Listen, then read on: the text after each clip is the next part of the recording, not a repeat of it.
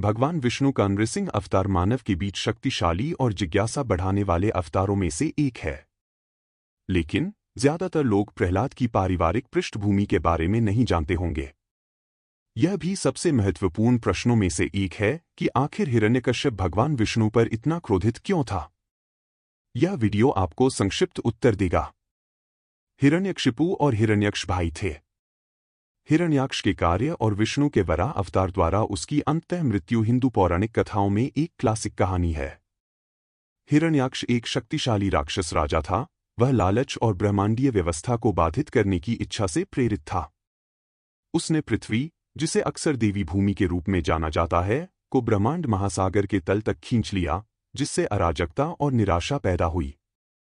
संतुलन बहाल करने और उस स्थिति में पृथ्वी को बचाने के लिए भगवान विष्णु ने वराह का रूप धारण किया, जो अपार शक्ति और तेज दांतों वाला एक शक्तिशाली सुअर था। वराह और हिरण्याक्ष के बीच एक भयंकर युद्ध हुआ। पुराण, हिंदू धर्म ग्रंथ इस युद्ध को हजारों वर्षों तक चलने वाला बताते हैं, जो संघर्ष की तीव्रता और शक्ति को दर्शाता है।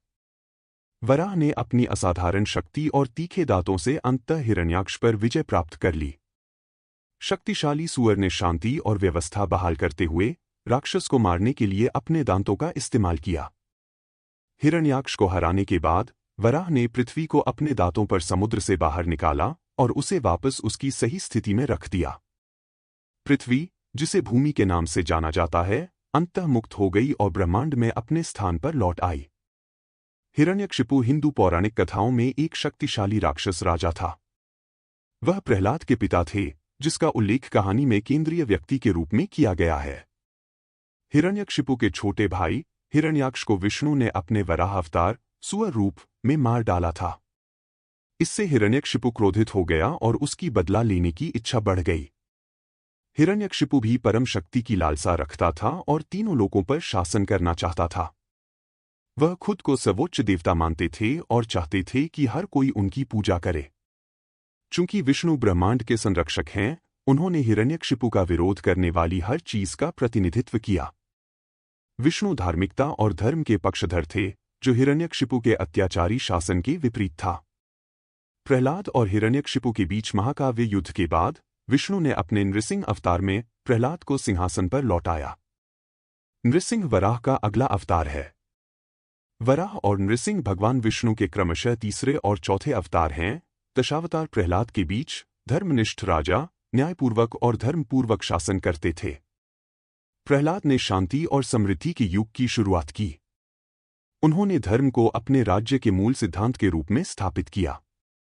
प्रहलाद को विष्णु के प्रति उनकी अटूट भक्ति के लिए याद किया जाता है।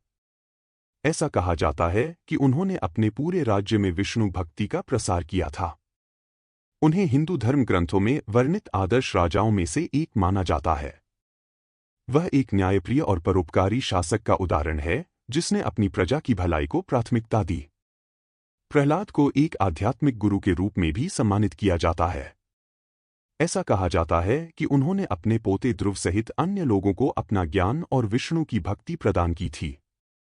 प्रहलाद को सर्वकालिक महान विष्णु उपासकों में से एक माना जाता है।